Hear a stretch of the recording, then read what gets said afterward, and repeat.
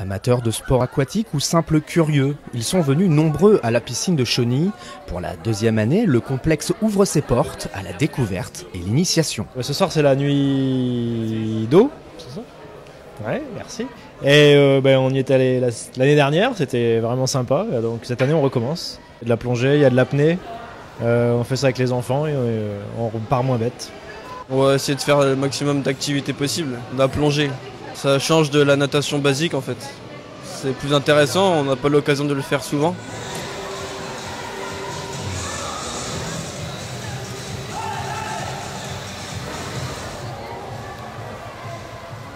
Au programme de cette nuit particulière, la découverte de l'apnée, de l'aquaforme ou encore de l'aquagym.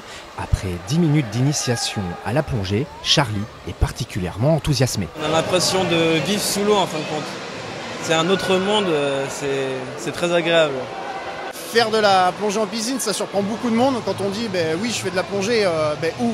À Chauny, ça interpelle les gens. En fait, la piscine, c'est ni plus ni moins qu'un lieu de rassemblement. Comme ça, l'association peut se retrouver et en fait, ça permet, contrairement à ce qu'on pense, de se former énormément. Les premières formations se font en piscine. Il y a énormément de boulot. On a des cours théoriques qui sont dispensés. Et en fait, on réalise beaucoup plus de choses que l'on pense. Et bien sûr, le but final, c'est d'aller plonger sur les sorties que propose le club. La nuit de l'eau est organisée partout en France en partenariat entre la Fédération française de natation et l'UNICEF. Dans chaque piscine qui y participe, les clubs de sport se mobilisent pour le confort des participants. L'entrée pour la soirée est de 3 €. C'est un prix qui a été fixé, on va dire, à la demande de la Fédération et de l'UNICEF, un accord. C'est le prix minimal. On n'a pas voulu souhaiter, avoir plus cher, tout simplement parce qu'on veut justement laisser la liberté à tout le monde de pouvoir venir, parce qu'on sait qu'on n'est pas non plus dans des villes très riches.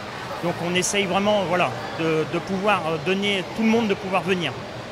C'est pour ça. L'encadrement et la surveillance des bassins est assuré par une quarantaine de bénévoles du club, sans lesquels rien ne serait possible.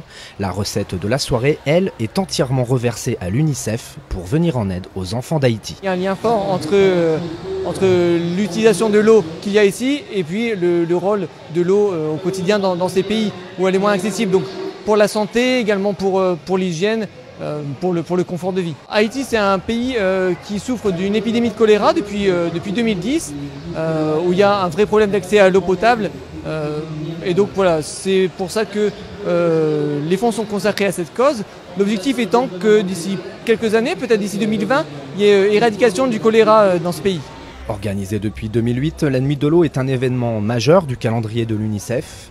Cette année, 250 piscines sur le territoire français auront répondu favorablement à l'appel de l'organisation humanitaire.